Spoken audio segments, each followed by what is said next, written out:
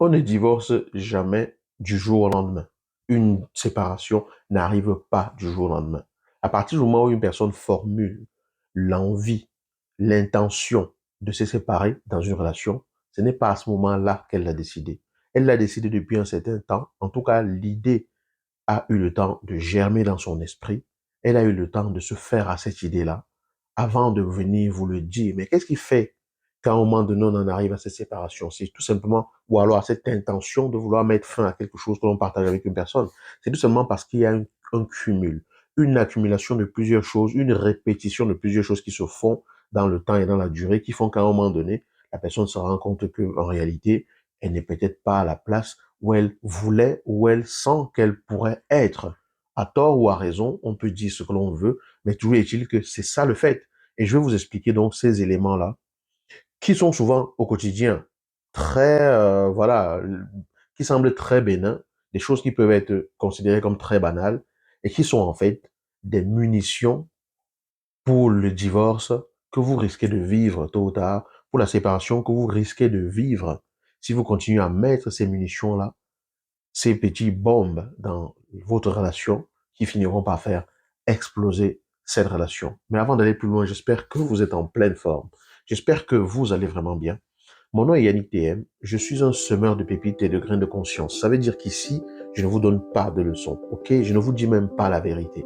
Chacun de vous doit recevoir les graines qui trouvent écho dans son cœur parce que je ne suis qu'un semeur. Je sème, je partage, vous prenez ce qui vous parle, à vous de faire grandir ça dans votre vie, de faire fructifier ça dans votre vie et de voir ce que vous pouvez en tirer. Tous les dimanches à 19h ici, heure de Paris, nous sommes en direct pour échanger sur un sujet concernant le couple ou autre chose, mais la plupart du temps c'est le couple, sujet dans lequel nous allons, dans la profondeur duquel nous allons rentrer pour que nous puissions grandir ensemble. Et si vous ne l'avez pas encore fait, je vais vous inviter simplement à aller en dessous de cette vidéo ou au-dessus de cette vidéo pour télécharger votre guide des 7 erreurs qui peuvent tuer votre vie de couple et que vous commettez peut-être aujourd'hui. Vous en commettez peut-être seulement une seule, mais ces erreurs-là peuvent vous bousiller votre vie de couple. Et voilà, c'est un guide que j'ai rédigé pour vous et que je vous offre. Voilà, comment est-ce que ça arrive?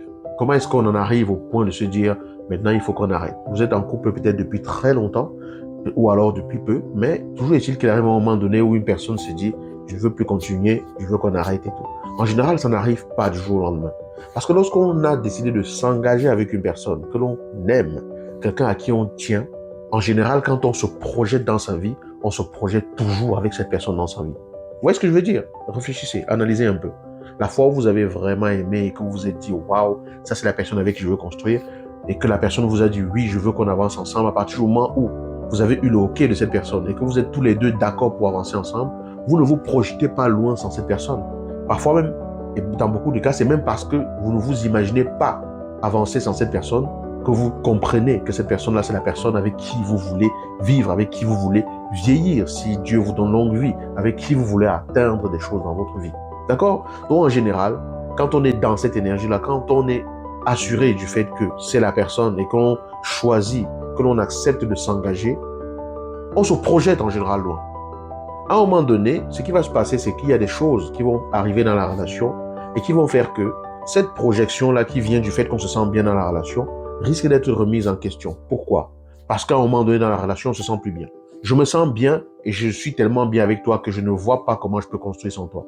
À un moment donné, je me sens tellement pas bien que je commence à me demander si c'est vraiment avec toi qu'il faut que je continue parce que j'ai l'impression qu'avec toi, je n'arrive pas à aller plus loin. Donc, c'est comme ça qu'on passe d'un état à un autre. Mais qu'est-ce qui peut favoriser cela?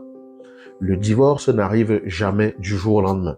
La séparation n'arrive jamais du jour au lendemain.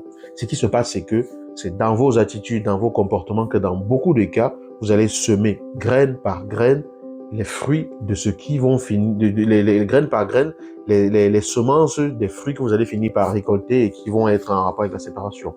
Une de ces graines, qu'est-ce que c'est?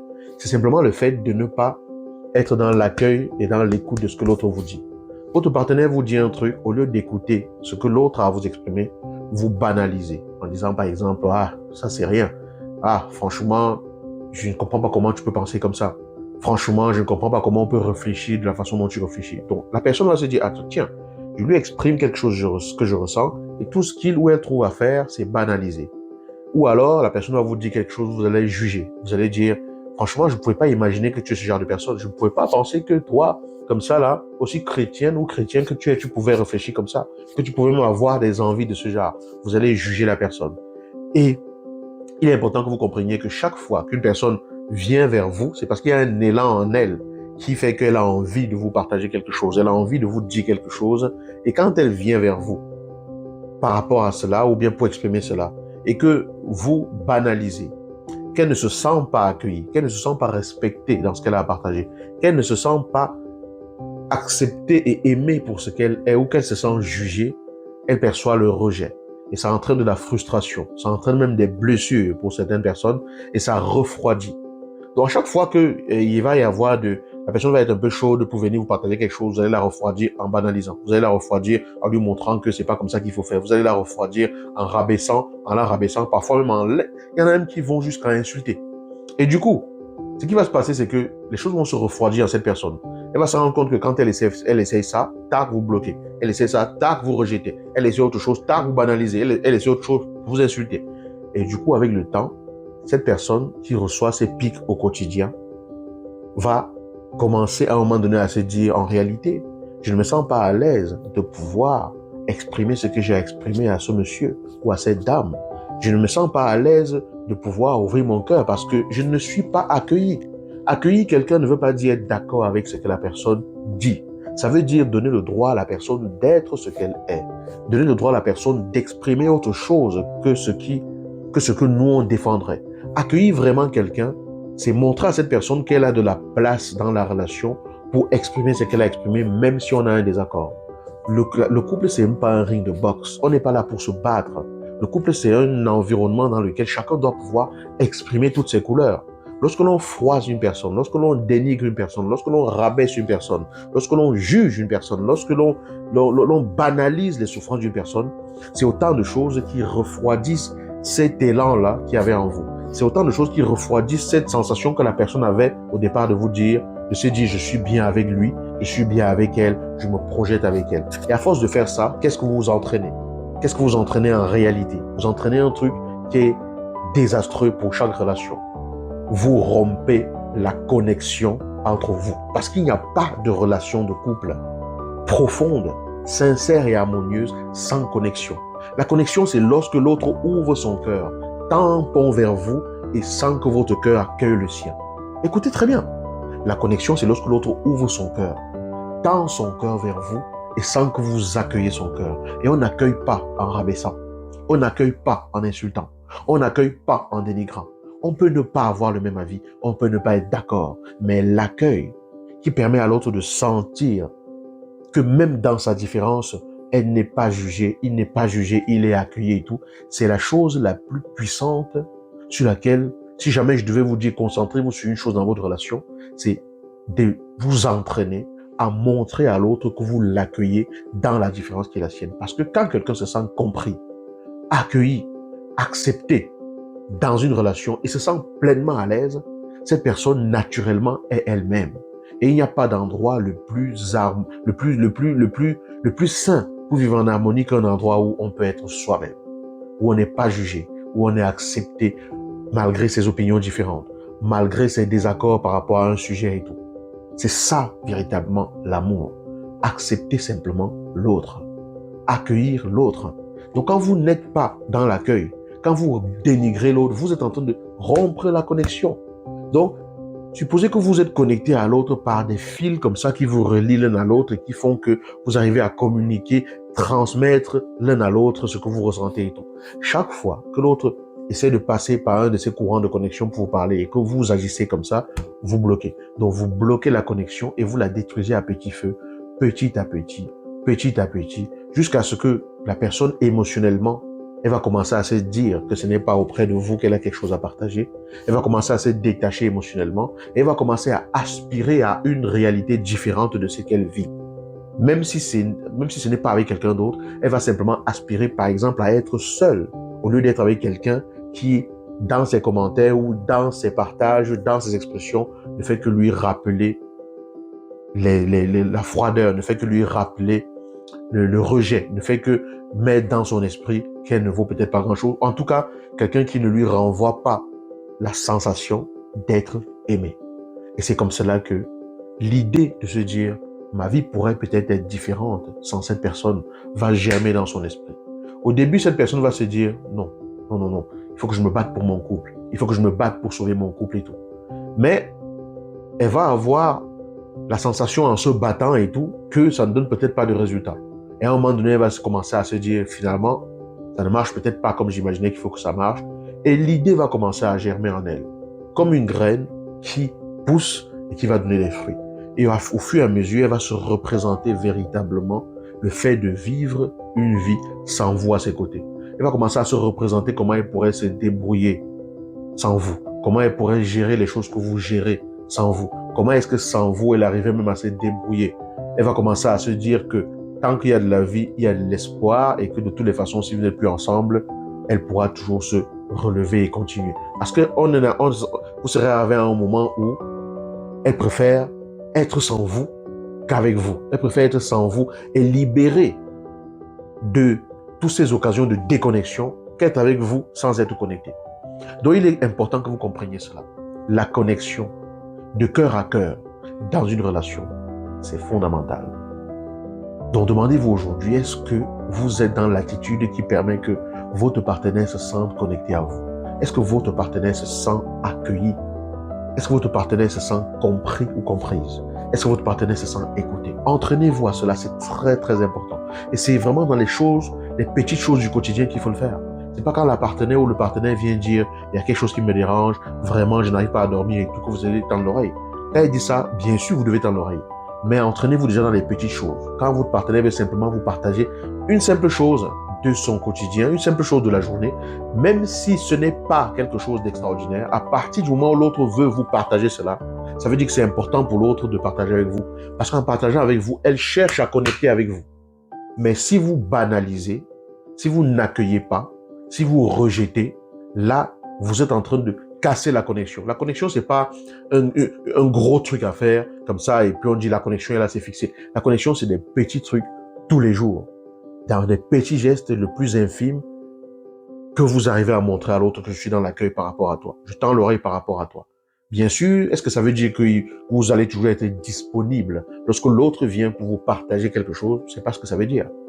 C'est important également de savoir choisir les moments. Quand vous avancez ensemble, c'est important de savoir comment vous fonctionnez. D'accord? C'est important de demander à ton partenaire s'il est disponible pour que tu lui partages quelque chose qui te tracasse. S'il est à l'écoute, si tu peux lui parler de quelque chose.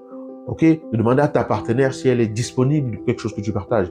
Parce que l'autre n'est pas forcément toujours disponible. Et l'autre n'est pas appelé à être disponible 24 heures sur 24.